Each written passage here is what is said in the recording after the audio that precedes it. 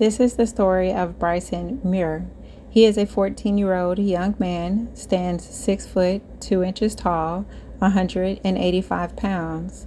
He is the son of Daniel and Kristen Muir.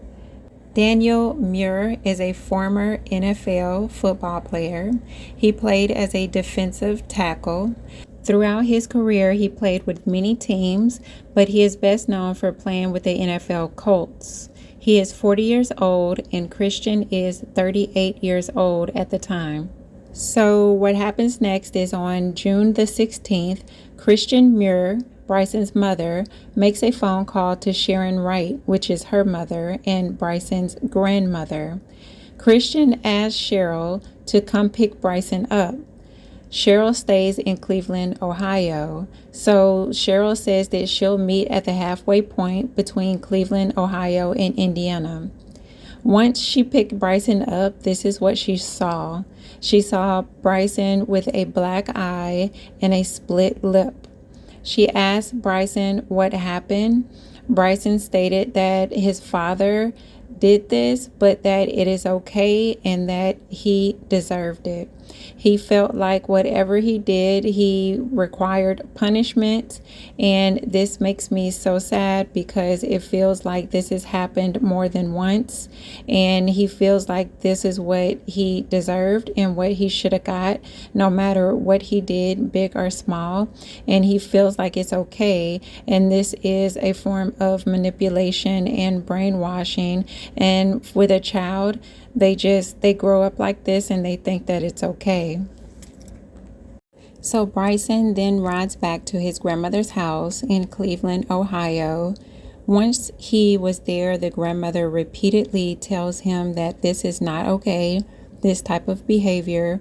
He should be treated better than this, and this is something that he needs to stay clear from. So what happens next is that they get back to the grandmother's house in Cleveland, Ohio. Shortly after that, Kristen Muir pulls up to the grandmother's house. She has changed her mind and she wants Bryson back. The grandmother does not want Bryson to go out to the car in which his mother is in. However, the grandmother states that Bryson went running out to the car as soon as he seen that his mother was out there. So after he gets in the car with his mother and leaves, the grandmother then makes a call to the police. She calls 911 and the police are dispatched. They actually find the car that Kristen Muir was in when she picked up Bryson. However, Bryson is no longer in the vehicle. The police told the grandmother that they must have switched cars that Bryson was in and had a second car to take him back to the commune. Now, the fact that they had this second car and second vehicle to switch Bryson, it tells me that it was somewhat of an operation, that they had the forethought to think that if they were stopped by the police, they didn't want Bryson in the car. They wanted him in an alternate car that no one knew that he was in. And this made the grandmother very, very alarmed. So now Bryson Mir was considered missing. The parents of Bryson Muir were supposed to meet up with the police on June 28th after a silver alert was put out. However, they did not meet up with the police and they went no contact. Prior to his grandmother picking him up, Bryson did stay with his parents. This sign is right outside where they stay. It says, "Welcome to Goshen, Straightway, Indiana." Most people would consider this particular area a commune.